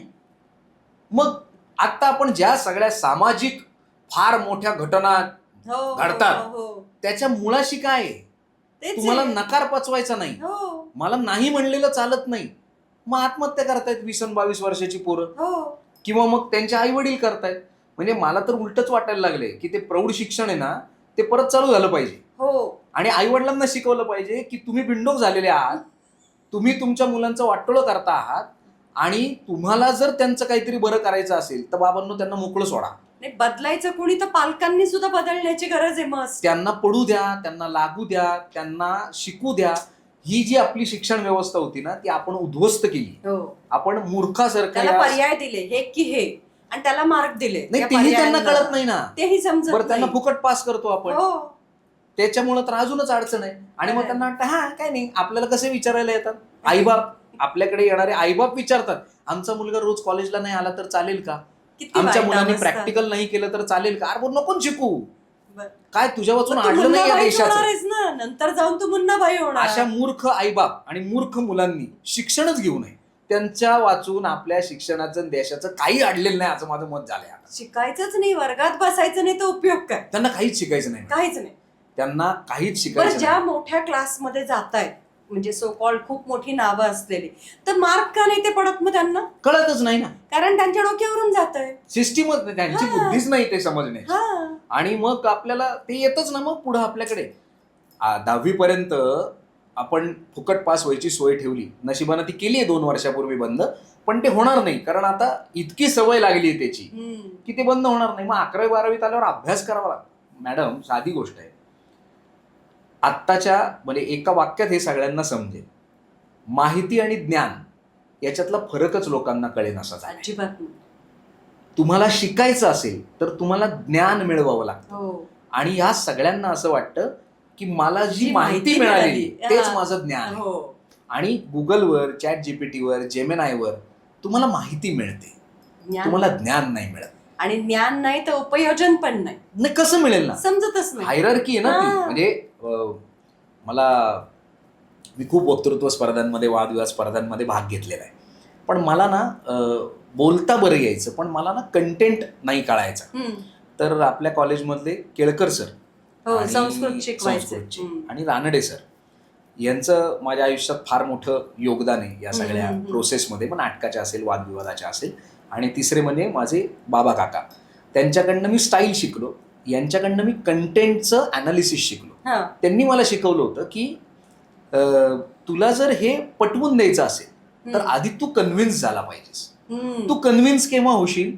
ज्या वेळेला तू ही स्टेप फॉलो करशील. म्हणजे तू पहिले काय करतो, तू माहिती घेतो, त्यानंतर तू त्या माहितीचं अंडरस्टँडिंग करतो, त्यानंतर त्या अंडरस्टँडिंगवरनं तू ॲनालिसिस करतो, त्या ॲनालिसिस नंतर मग तू पुढच्या स्टेपला जातो जिथे तू कन्व्हिन्स होतो. आणि मग त्या कन्व्हिन्स होण्यानंतर त्या खाली घेतलेल्या इन्फॉर्मेशनचं, त्या माहितीचं तुझ्या नॉलेजमध्ये कन्व्हर्जन होतं, जे तू डिलिव्हर करतोस. आता या स्टेप जोपर्यंत तुम्ही स्वतः एक्सपिरियन्स करत नाही, कळतच नाही. आता या मुलांना काय वाटतंय, ते आपल्याकडे म्हणतात ना, पी हळदून हो गोरी, तसं झालंय त्यांचं. हे करायचं, अरे त्याच्यात काय चाललंय, काय सांगितलंय ते तुला जर कळलंच नाही माठ्या, तर तू काय ढेकळं सांगणार आहेस. आत्ताचा हा लहेजा पण एकदम रानडे सरांचा होता. एकदम आले तुझ्यामध्ये ते. पण परत फिरून मी येते, जसं की तुझ्यामध्ये आत्ता मला पुन्हा एक दुसरी व्यक्ती दिसली. तर शिक्षक म्हणून मी बोलतेच आहे, पण तरी माझा गाभा पुन्हा नाटकाकडे येतोय की तू आत्ता एकदम देवदत्त रानडेंच्या भूमिकेत मला दिसलास. तर अशी कोणती भूमिका करायची राहून गेली तुझी? काय वाटतं तुला की मला ही भूमिका करायची होती म्हणून? नाही, खरं तर असं काही नाही बरं का. कारण मी जेवढे काही नाटकांचे, एकांकिकांच्या प्रयोग केले, मी प्रत्येक ह्याच्यात काहीतरी वेगळं केलं माझ्यासमोर. कारण आम्ही निवडायचो, आम्ही ते सुदैवाने छान करायचो. तर असं काही माझं हे नाही की बाबा मला नाही हे मला एकदा करून बघायचंय. पण एक मात्र मी कायम ठरवलं की जे माझ्या वाट्याला येईल, मग ते 10 मिनिटाचं असो, नाही तर 2 तासाचं, 3 तासाचं असो, ते ना व्यवस्थित छान करायचं. कारण मी माझे पहिलं जे मला राज्यनाट्याचं बक्षीस मिळालं, ते प्रशस्तीपत्रक मिळालं अभिनयाचं. त्याच्यामध्ये माझी भूमिका किती मिनिटाची होती? 10 मिनिटाची. हवालदाराची भूमिका होती माझी. आणि त्याच्यानंतर कट्टू मग मोठं नाटक किंवा हे सगळं. पण या सगळ्यात मी हे मात्र कायम ठेवलं, जे येईल त्या आनंदाने मस्त मजा घेऊन करायचं. बघितलं मी एक त्या जाहिरातीमध्ये डॉक्टर वगैरे काही सोडत नाही, अगदी जे समोर येईल ते करणार म्हणजे करणार. आनंदाने त्या क्षेत्रात केलं मी, किंवा इथून पुढेही करत राहील. पण मजा येते. मला असं काही फिक्स नाही माझं किंवा मी हेच करीन किंवा मला हेच करायचं राहिलं, जे येईल ते करायचं. आता तू काका, आजोबा आणि आता बाबा या भूमिकेमध्ये तुझा मुलगा पण आता म्हणजे आरुष बेडेकर आता खूप नाव कमवतोय. आणि शंकर महाराजांचा तो रोल करतोय आणि तो फेमसही झालाय. आणि तो कट्टुकट दिसतो, त्याचे डोळे जे आहेत ना ते म्हणजे खूपदा असं वाटतं की ते त्यावेळेस त्याच्यामध्येच आलेत की काय. म्हणजे असं खूप फील होतं. खूप जणांनी की म्हणजे आरुष ज्या वेळेस असं रागाने असं बघतो वगैरे, तर असं वाटतं खरंच त्यावेळेस शंकर महाराज त्याच्या डोळ्यांमध्ये आलेत की काय असं वाटतं. आता हे फिलिंग कसं असतं तुला की तुझा मुलगा अशा रोलमध्ये आहे, किंवा एकदम बोक्या सातबंड्यामध्ये तो धिंगाणा करतोय, मग असे तुझे राहिलेले सगळे एपिसोड तो करतोय का? असं म्हणू शकतो. काय झालं की त्याला ना अचानकपणे खूप चांगली संधी मिळाली. म्हणजे सिरियल मधनं त्याला तो जो रोल मिळाला, त्याच्या आधी मी ना एक्सपिरियन्स सांगतो तुम्हाला कसं वाटतं. मी पुण्याला जो शंकर महाराजांचा मठ आहे तिथे आरुष जात असतो पुण्याला गेला की बऱ्याचदा. तर मी पण त्याच्याबरोबर मागच्या 1 महिन्यातच गेलो असेल. आरुषची ऑडिशन ज्या वेळेला होती ना शंकर महाराजांची, तर आम्हाला त्यांनी असं सांगितलं होतं की तुम्ही अशा अशा ड्रेसमध्ये त्याचे काही फोटो काढून पाठवा. तर त्यांची ती जी अशी एक बसण्याची पद्धत होती, आम्ही त्याचे आरुषचे काही फोटो काढले होते आणि ते मी पाठवून दिले. तुम्ही जर कधी गेलात पुण्याला शंकर महाराजांच्या मठात, तर अशी समाधी इथे महाराजांचा इथे मागं ती मूर्ती आहे आणि त्याच्या ना राईट साईडला वरती एक फोटो आहे. मी त्या दिवशी तिथे गेलो आणि मला अमृताने सांगितलं, तुम्ही फक्त वरती बघा म्हणे, एकदा दर्शन झाले. असं बघितलं, मी म्हटलं अरे आरुषचा फोटो का लावलाय? ऐक. आणि मला असं झालं की अरे इतकं साम्य त्या फोटोमध्ये होतं. मलाच विश्वास नव्हता बसला, कारण मी माझ्या मोबाईलमध्ये तो फोटो काढून पाहिला. मीच काढलेला होता फोटो, आमच्याच घरात काढलेला त्या ड्रेसमध्ये. आणि मी इतका असा आश्चर्यचकित झालो हे सगळं पाहताना. मी तिथून बाहेर पडलो आणि तिथे आता आरुषला बऱ्यापैकी आता तो थोडा त्याचं वय वाढल्यामुळे पण त्याला लोक ओळखतात. तर तिथे बाहेर आल्यानंतर आहे ना मी परत एकदा म्हणलं अमृता थांब ना जरा. मी त्या खिडकीतनं बघत होतो आणि ना तिथे ती एक सुरक्षा रक्षक बाई होते त्या म्हणलं का ते म्हणलं तो फोटो. मग त्यांनी आरुषकडे पाहिजे हा सेम असाच दिसतो हे त्यांना म्हणजे तोपर्यंत माहित नव्हता की ही वॉज दॅट आर्टिस्ट. अरे असंच दिसतो पोरगा. मग त्यांना मी सांगितलं म्हणलं अहो हा तोच आहे ते सिरियल मध्ये. हा म्हणे यार मला आठवलं वगैरे. आता त्यांना असं झालं म्हणजे त्या पायाच पडल्या त्याच्या. त्यांचं म्हणजे त्यांना ती जी अनुभूती येते ही आम्ही फार वेळा अनुभवली त्याच्यामुळे. आणि ते एक वेगळंच फिलिंग आमच्यासाठी होतं की लोक त्याच्या पाया पडायचे. म्हणजे एक किस्सा तुम्हाला सांगतो त्याचा जो की आम्हालाही इतका अनपेक्षित होता. 2 व्यक्ती आहेत महाराष्ट्रातल्या की ज्यांनी ना शंकर महाराजांना प्रत्यक्ष पाहिलेलं आहे. बापरे. एक जण अजून आहेत जिवंत. ते आपल्या पाथर्डीमध्ये माधव बाबा म्हणून आहेत. ते जिवंत आहेत. आणि सोलापूरमध्ये जिथे महाराजांचं बराच काळ वास्तव्य होतं तिथे एक पेंटर चौक म्हणून एक जागा आहे. तिथे एक पेंटर काका म्हणून त्यांना ओळखलं जातं. ते आता 94 का 95 वर्षाचे असताना गेले 1-2 वर्षापूर्वी. ही दोन्ही माणसं आरुषला भेटायला आली होती नाशिकच्या सेटवर. आणि त्या दोन्हीही व्यक्तींनी आरुषला खाली वाकून नमस्कार केला होता. बापरे. हे ज्या वेळेला आम्ही म्हणजे मी त्यावेळेला नव्हतो त्यावेळेला तिथे अमृता होती. पण ज्या वेळेला तिने मला हे सांगितलं आणि त्यांनी ना काही प्रसंग सांगितले होते. त्याच्यातला त्या माधव बाबांचा प्रसंग तुम्हाला सांगतो की जो मला म्हणजे हे बघा मी फार काही असा देवभोळा माणूस नाही. मी देव मानतो पण मी अजिबात या अंधश्रद्धाळू नाही. अजिबात नाही. हा ठीक आहे भाऊ there is something who created us. त्याचा आशीर्वाद आपल्याला असला पाहिजे हे मानणारा मी आहे. पण मी असा एवढा हे नाही. त्या माधव बाबांचा किस्सा सांगतो. त्यांनी त्याच्यासाठी कपडे बिपडे नेले होते महाराजांच्या ह्याच्यासाठी वगैरे. खूप लोकांनी प्रेम केलं तर ते महाराज गेले तिथे. आता त्या माधव बाबांच्या आयुष्यातला किस्सा असा होता की ते अनेक वर्ष काही खातपीत नव्हते. बराच काळ त्यांनी त्या साधनेच्या निमित्तानं ते उपाशी होते आणि ते तिकडे हिमालयात वगैरे गेले होते. त्यांना असं सांगितलं होतं की जोपर्यंत गुरु तुला काही देत नाही तोपर्यंत तू खायचं नाहीस असं त्यांना दृष्टांत झाला होता. आणि मग ते हिमालयात गेल्यानंतर ते एका ठिकाणी थांबलेले असताना म्हणजे ते तिकडे काय ते चहाच्या वगैरे अशा जागी ते होते. तिथे एक माणूस त्यांना भेटला आणि तो म्हणला काय रे कुठं निघाला चहा पी म्हणे. आणि ते म्हण नाही असं असं आहे. अरे पी. त्यांनी तिथे तो चहा प्यायला त्यांनी दिला म्हणून आणि तो माणूस गेला निघून गायबच झाला.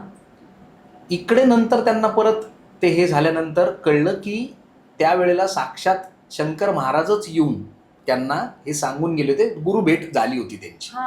हे त्यांना रिअलाइज नंतर झालं. मग नंतर ते सगळं ते झालं. परत एकदा त्यांना त्यांचा दृष्टांत वगैरे झाला आणि त्यांनी परत सांगितलं होतं की मी परत येईन तुला भेटायला. ओके. कट टू नाशिकला ते आलेले आरुष ला भेटायला. आरुष ते आता पाहुणे आल्यामुळे सेटवरती ते देतात ना आलेल्यांना चहा पाण्यावर. आणि एवढा मोठा माणूस आला सो ते आले. आरुषला काय वाटलं माहिती नाही. आरुषने त्यांना बशीत चहा पाजला. काही नाही त्याला माहिती नाही काही नाही काय नथिंग वॉज देअर. तो माणूस अर्धा तास रडत होता. वय वर्ष 91 त्या माणसाचं. तो माणूस अर्धा तास रडत होता. तो म्हणला का कसं झालंय मला माहित नाही पण मला माझ्या गुरुनी परत एकदा आज ते कनेक्ट केलं. आणि आरुषने म्हणजे तो तर इतका लहान होता त्याला काही कल्पना त्याला काय वाटलं नाही आजोबांना पिता येणार नाही. सो त्यांनी ते केलं. पण त्यांनी सुद्धा ते एका वेगळ्या झोनमध्ये जाऊन केलं असं त्यांचं करून असं झालं. एक्झॅक्टली. तर हे एक्सपिरियन्स ज्या वेळेला आम्ही ऐकले त्यावेळेला मी म्हणलं बाबा काहीतरी आपलं पूर्व पुण्यही असेल आपल्या वाडवडिलांची ती या निमित्तानं याच्यापर्यंत आली. आणि एक पालक म्हणून आपल्यासाठी जेवढी ती अभिमानाची गोष्ट असते ना तेवढीच ती चिंतेची पण असते. कारण या वयामध्ये अशा प्रकारची एक गोष्ट मिळणं आणि हजारो लाखो लोक तुम्हाला ओळखणं याच्यातनं त्याला जमिनीवर ठेवणं त्याला लाईट पासून परत खाली आल्यावर ते ठेवणं हे खूप मोठं आमच्या दोघांसाठी आई वडील म्हणून चॅलेंज होतं. पण सुदैवानं आमच्या सगळ्या या संस्कारांमुळे असेल म्हणा किंवा काय घरच्या सगळ्या सपोर्टमुळे असेल, ते खूप चांगल्या पद्धतीनं झालं आणि आता सुद्धा त्याला बरेच अवॉर्ड्स मिळाले. तरी he is a very normal person. तो तिकडे गेला की तिकडचा असतो, इकडे आला की नाही, मी इकडचा ते असतो. तुझं पण पाहिलंय, ते एकदम काय उतरून टाकतो म्हणजे एक लोक इकडे त्याला साष्टांग दंडवत असतील घालत आणि तू इकडे नीट उभा राहा. नाही, हे पाहिलंय मी. ते म्हणजे अर्थातच ते आम्ही काही वेळेला अनिच्छेनं करावं लागतं, पण ते त्याच्या हो, चांगल्यासाठी नाही, असतं. त्याचं वय आणि सुदैवानं मग त्याला तशा प्रकारच्या गोष्टी मिळत गेल्या. त्याचं नाव पण या इंडस्ट्रीमध्ये चांगलं राहिलं. नाही बुवा, चांगला मुलगा आहे, ऐकतो, काही केलं तरी करतो. सो त्याचा त्याला फायदाच झाला. पण आई वडील म्हणून आमच्यासाठी ही खूपच म्हणजे एक वेगळं फिलिंग होतं. अजूनही आहे, कंटिन्यू. आता प्रसाद बेडेकर नंतर आरुष बेडेकर किंवा सुजित सरांचा मुलगा, मग हे बेडेकर क्लासेस हे कंटिन्यू चालणार आहेत पुढे? मे बी आता की भविष्यात तुला काय दिसतंय? नाही, आमचं काही हे जनरेशन आता या क्षेत्रात येईल असं आम्हाला वाटत नाही. So may be Bedekar class आत्ता जे सुरू आहेत ते अजून एक 15-20 वर्ष जोपर्यंत आम्ही आहोत तोपर्यंत मे बी कंटिन्यू राहतील, गादी चालू राहील. होणार. नंतर यांची क्षेत्र निवडलेली आहेत, त्याच्यात ते जातील. अगेन कारण आम्ही पण त्यांना सांगितलं होतं, बाबांना आमचं काही कंपल्शन नाही. आमच्या आई वडिलांनी आम्हाला केलं नाही. पूर्ण केलायस की आमचं काही कंपल्शन नाही. अर्थात म्हणजे आम्हाला आमच्या आई वडिलांनी कधी कंपल्शन केलं नाही, आम्हीही तुम्हाला करणार नाही. सुदैवानं त्यांनी, आता आरुष तर समजा अजून लहान आहे, त्याचं अजून माहित नाही आम्हाला तो अजून काय करेल, पण शंतनू सईनी त्यांनी मात्र ठरवलं की आम्हाला काहीतरी वेगळं करायचं. पण तरी सुद्धा आम्हाला एक खात्री की या चौघांपैकी एक तरी जण कोणीतरी मास्तर होणार. कारण ते जीन्स आहेतच यांच्यामध्ये, ते वाहतच आहे रक्त तुमचं. ते कुठल्याही क्षेत्रात गेले तरी ते एंड ऑफ द डे मास्टरच होणार, हे आम्हाला पूर्ण खात्री येते. आणि एक अजून वारसा आलाच आहे ना, अमृताचा आरोहीकडे आलेलाच आहे. काय गोड गाते ती एकदमच. नाही, ते शिक्षणात ते येतील, पण वेगळ्या प्रकारचे येतील. आम्ही आता जे काय वेगळं काहीतरी शिकवतील, पण शिकवतो हे कन्फर्म. शिकवणं हे काही चुकणार नाही. म्हणजे नाटक असो, गाणं असो, अभिनय असो, सगळं करत बेडेकर कुटुंब ते कायम राहणार आणि ते काय म्हणतात ना, चिरंतन नाव लक्षात राहणार सगळ्यांच्या. असं जे काही आता हे सगळी मंडळी करतायत त्याच्यातनं निश्चित ते राहील, ते दृश्य दिसतंय अशी अपेक्षा आहे. म्हणजे आम्ही थोडेसे, कसं असतं, माझं कायम एका गोष्टीवर विश्वास आहे की यश मिळवणं कदाचित कधी कधी सोपं असतं, पण ते मिळवलेलं यश टिकवणं ते खूप अवघड असतं.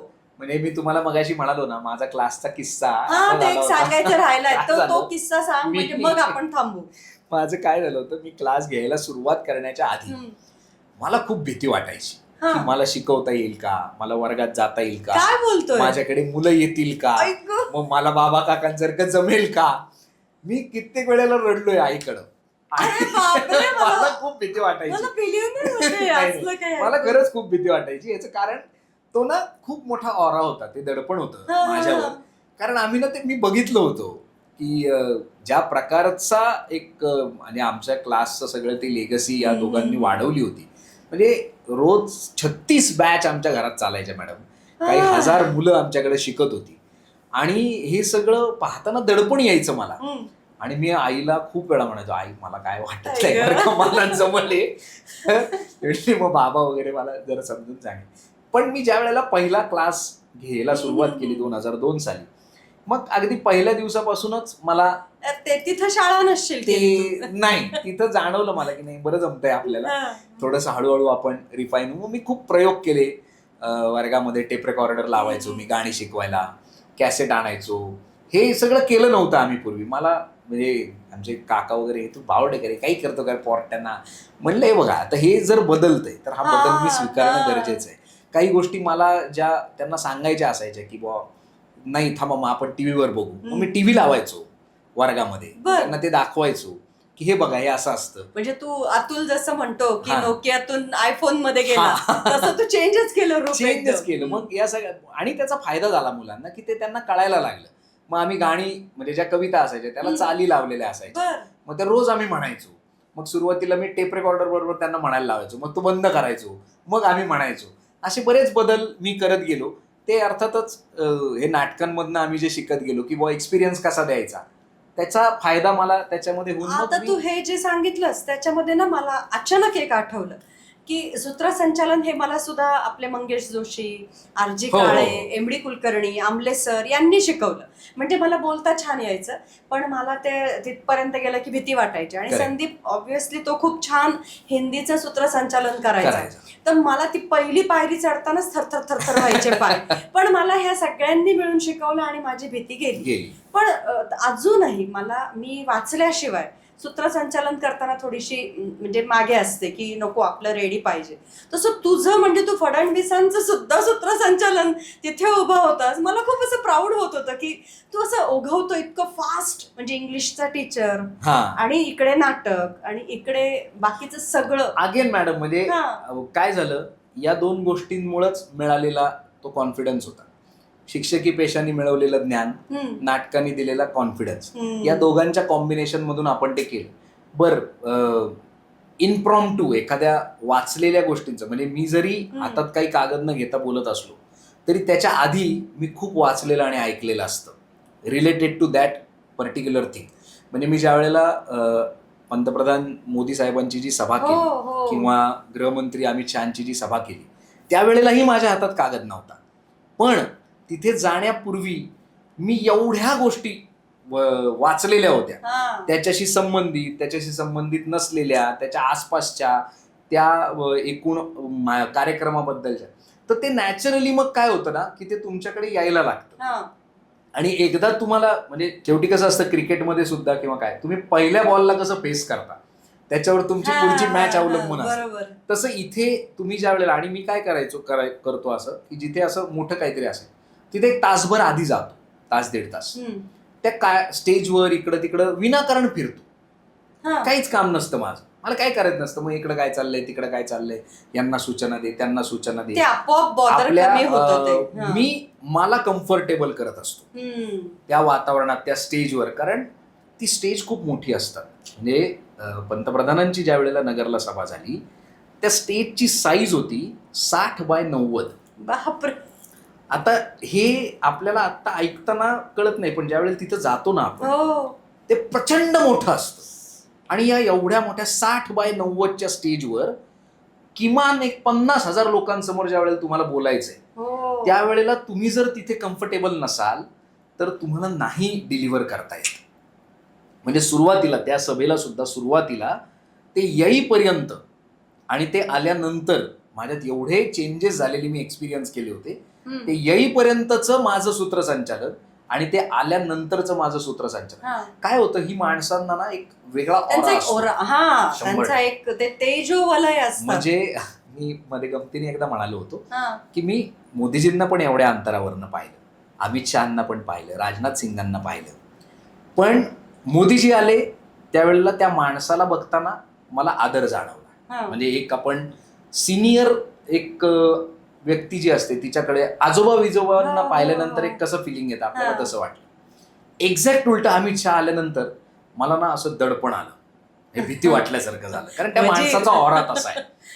राजनाथ सिंग आले त्याही वेळेला मला एकदम कम्फर्टेबल वाटलं. एक सिनियर आपल्या घरातला एक माणूस ज्या वेळेला येतो. आता हे तुम्हाला फार मॅटर करतं की तुम्ही तिथे कसं करता. आणि हे जर तुम्ही आधी तिथं गेलेला असाल, या सगळ्या गोष्टी तुम्ही पाहिलेल्या असतील, मग तुम्हाला तुमचे शब्द डेव्हलप करता येतात, तुम्हाला प्लॅन करता येतो. तिथल्या गोष्टींचं एक वेगळं नियोजन असतं, आयोजकांचं एक काहीतरी से असतो जो प्रत्यक्ष नसतो, तो इनडायरेक्ट असतो, तो समजून घ्यावा लागतो. मग डायरेक्ट ऑब्जेक्टिव्ह आणि इनडायरेक्ट ऑब्जेक्टिव्ह याचा सुवर्ण मध्य साधून तुम्हाला प्लॅन करावा लागतो आणि तरी फ्लो मध्ये राहावं लागतं. आता हे जर तुम्ही लिहून आणलं समजा, तर तुम्हाला ना एखादी गोष्ट जरी बदलली तरी आपण गडबडतो. आणि म्हणून मला ती मी मेंदूला सवयच लावून घेतली, नाहीच करायचं आपल्याला. मग हे मधला मार्ग काढत या सगळ्या गोष्टी मी करत गेल्यामुळे ना मला ती सवयच लागून गेली की आपण जर करायचं असेल मग मी मुद्दे ठेवायचो लिहून, अगदीच वाटलं तर. तेही मग नंतर माझं हळूहळू कमी होत गेलं. पण पाहिजे त्याचं एक थोडासा राईटअप तुमच्याकडे पाहिजे हे मला कायम वाटतं की नाही, ज्याचा मला तुम्हाला फायदा मिराकल होईल. वाटतं पण की काही न लिहिता तुम्ही जे बोलता, हा. म्हणजे आपले गुरु शशिकांत शिंदे शिंदे सुद्धा ते डायरेक्ट कविता म्हणतात, हा म्हणजे त्यांनीच लिहिलेली कविता ते इतकं सुंदर सादर करू शकतात. बरोबर. मी लिहिलेली कविता मला वाचावी लागते. हा. हा जो फरक आहे सादरीकरण आणि वाचन, तसंच तुझं आहे की तू जे असे बॉल तुझे जे सोडतोस टाकतोस ते म्हणजे एकदम भारी असतं. म्हणजे आपल्याकडे शारदा करंडक ह्याचं जो एंड असतो तो जो उत्कंठावर्धक तू करतो, ते एमडींची छाप आपोआप तुझ्यापर्यंत आली. म्हणजे मला असं वाटतं की दुसऱ्या कोणी केलं ना की ते मिसमॅच वाटतं, हे एक तू निर्माण केलंस. ते म्हणजे ते प्रसंगावधान अगेन आपल्याला आपल्या यांनी दिलेलं तेच म्हणतो ना मी, ती ना लर्निंग प्रोसेस आहे. ती तुम्ही तुमचं निरीक्षण पाहिजे. म्हणजे माझं कायम सगळ्यांसाठी हे म्हणणं असतं, मग ते शिक्षक असतील, कलाकार असतील, त्याच्यानंतर आपल्या क्षेत्रात काम करणारी मंडळी असतील, विद्यार्थी असतील, तुम्ही ऑब्झर्व करा राव. तुमचं ऑब्झर्वेशन जेवढं वाढेल तेवढं तुमचं प्रेझेंटेशन वाढतं, चांगलं होतं. तुम्हाला माणसं समजायला लागतात. म्हणजे मला ना आता ठीक आहे, आताशा आपण जरा खूपच म्हणजे मी पर्सनली जरा माजल्यासारखं असल्यामुळे मी एसटीने फार कमी प्रवास करतो, वैताग येतो म्हणून. पण मी ज्या वेळेला एसटीने प्रवास करतो, माझं फार कमी वेळेला असेल की मी मोबाईलमध्ये बघेन.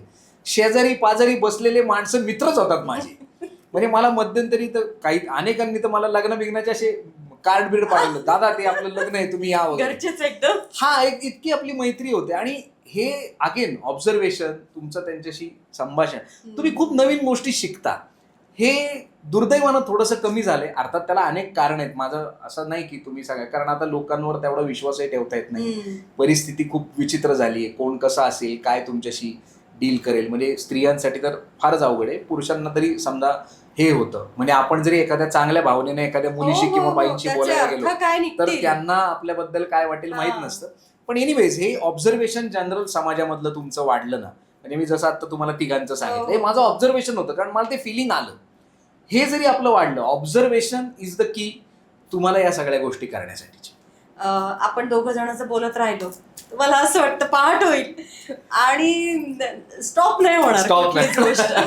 म्हणून अगदी एक फार महत्वाची गोष्ट मला आज तुझ्याकडनं हवी आहे, कारण तू खूप भूमिकांमध्ये आहेस आणि एक माणूस इतक्या गोष्टी करत असतो.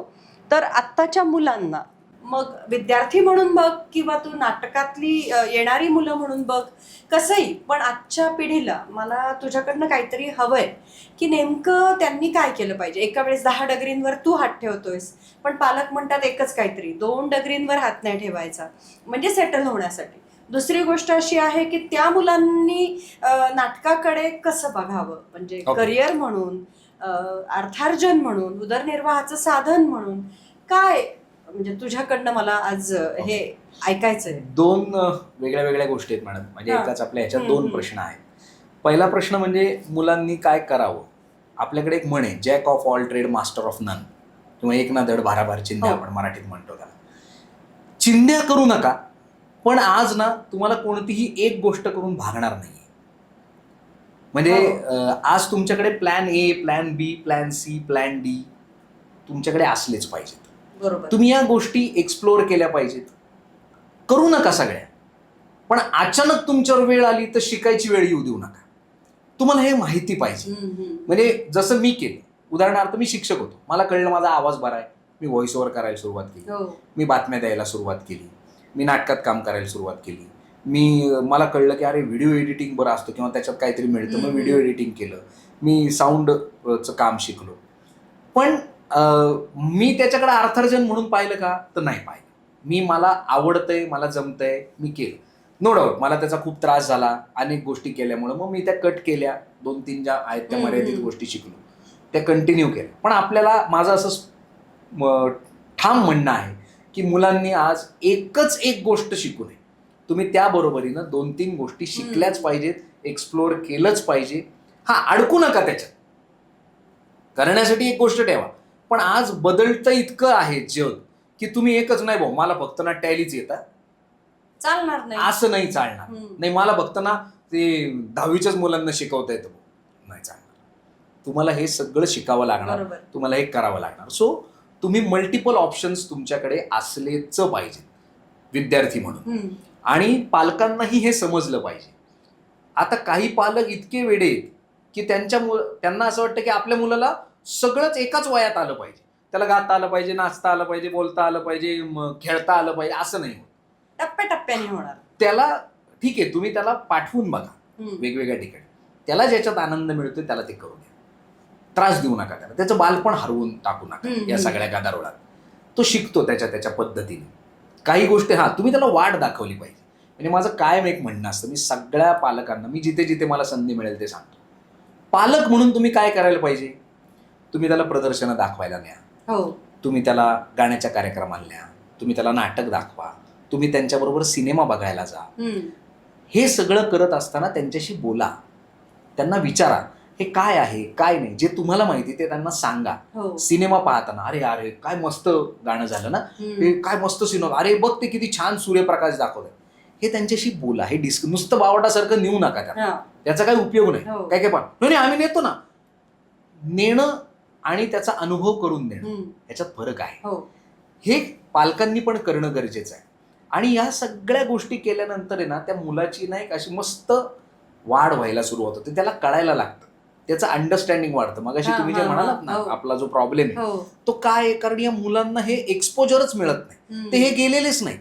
म्हणजे आपण आता नाटक शिकवतो 11वी 12वीला, तुम्ही वर्गात प्रश्न विचारता किती जणांनी थिएटर पाहिले, नाही बघितलं म्हणतात, नाटक आवडत नाही, कसं नाही आवडत नाही, बघितलं कधी, बघितलंच नाही, नाटक कसं होतं हे माहितीच नाही. मग हे जोपर्यंत तुम्ही पालक म्हणून त्यांना दाखवत नाही तोपर्यंत त्याचा विकास होणार, तो त्याच्यात नंतर काय करेल आपल्याला माहिती नाही. तर या सगळ्या गोष्टी त्यांना दाखवल्या पाहिजेत. हा एक भाग झाला. थोडक्यात यांनी काय होतं, मुलांचं अगेन ऑब्झर्वेशन सुधारतं, अंडरस्टँडिंग वाढतं, त्यांना सेल्फ अनालिसिसची सवय लागते आणि मग त्यांच्यातल्या क्रिएटिव्हिटीला चालना, आणि ती एक अभिरुची पण त्यांची तयार होते. अभिरुची तयार झाल्याशिवाय क्रिएटिव्हिटी येत नाही, हे त्याचा भाग. हा एक भाग झाला. दुसरं, तुम्ही नाटकाबद्दल विचार. नाटक करिअर म्हणून कसं आहे तर ते जगात कोणीच सांगू शकत नाही, कारण तो म्हणजे कोणत्याही कला क्षेत्रात काम करणं हे इतकं सोपं नसतं. माझं स्पष्ट म्हणणं असतं, तुमच्याकडे एक चांगला स्ट्रॉंग इकॉनॉमिकल बॅकअप पाहिजे, तर तुम्ही याच्यामध्ये व्यवसाय म्हणून याच्याकडे बघा. आणि अगेन कला कलेच्या जागी असते, व्यवसाय व्यवसायाच्या जागी असतो. आपण जे सुरुवातीला पॅशन आणि प्रोफेशन, आणि याचं आदर्श उदाहरण म्हणजे प्रशांत दामले. त्या माणसाचं म्हणजे ते काही जणांना आवडत नाही हा वाक्य, ते म्हणतात स्टेजवर पाऊल ठेवल्यानंतर मी कलाकार असतो, तिथून बाहेर आल्यानंतर मी बिझनेसमॅन आहे. बघा, हे ज्यांना समजतं त्यांनी या क्षेत्रात यावं, आनंदानं यावं, व्यवस्थित. त्याच्यासाठी मग तुम्हाला त्या स्टेजवरच्या 3 तासासाठी तुम्हाला काय करायचंय करा, कुठं शिका, कुठल्या याला जा, काय वाटेल ते करा.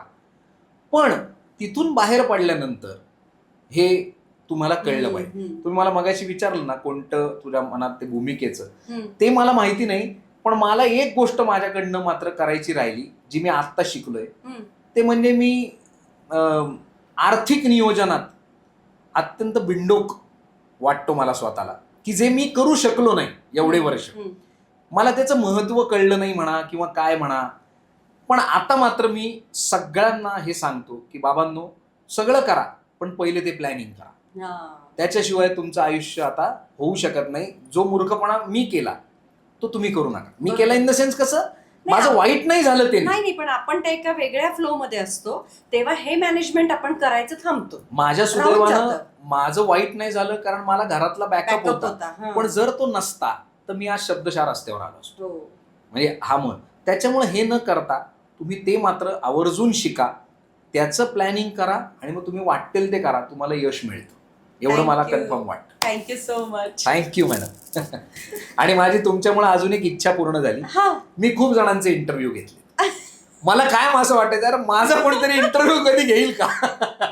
आज तुमच्यामुळे माझी ती इच्छा पूर्ण झाली. मला नेहमी असं वाटायचं, म्हणजे प्रसाद बेडेकर इंटरव्ह्यूला येईल का, तो इतकं फ्लो मध्ये बोलणार आहे, त्याला असं वाटेल मॅडम आपण दोघं कशावर बोलणार. नाही, माझी ती इच्छा पूर्ण केल्याबद्दल थँक्यू. आपण जे हे स्मिताज इनसाइट्स चालू केलंय, तर खूप लोकांनी असं म्हणजे स्वतःहून असं म्हटलं की तुमच्या येणाऱ्या पाहुण्याला आमच्याकडून काहीतरी गिफ्ट. क्या बात आहे. हो, तर त्यापैकी आता मी तुला एक एक असे गिफ्ट देणार आहे. बरेच आहेत. हा बढिया. तर सगळ्यात पहिले मी तुला देऊ इच्छिते स्लीप इझी कंपनीने बर ही एक खूप सुंदर अशी फोल्डेड तुला मॅट दिलेली आहे. बर तू कुठेही प्रवासाला गेलास, आपल्याला हा. निवडणुका असतात आणि त्या तिथे आपल्याला झोपायला गाद्या मिळत नाही, तर तिथे तू हे यूज करू शकतोस वा, क्या बात आहे. किंवा Thank you. योगासाठी पण तू यूज करू शकतोस.